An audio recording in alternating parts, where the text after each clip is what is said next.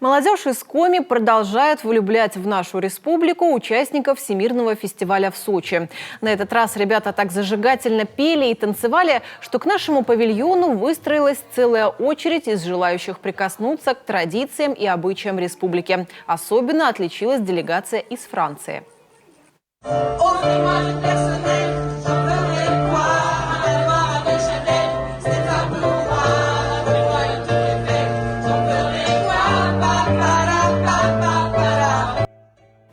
Ребята из Франции, впрочем, как и другие гости стенда нашей республики, еще раз подтвердили главный посыл фестиваля. Неважно, как далеко мы находимся друг от друга географически и на каких языках разговариваем. Главное – быть открытыми к миру.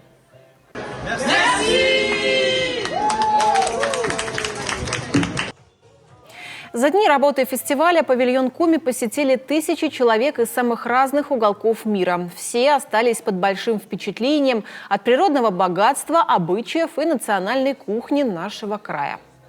Очень душевно, красиво. It was very beautiful. Okay, I like nature, and when I see this kind of stand, I'm just, I don't know how to say. Out of words, right? Yes.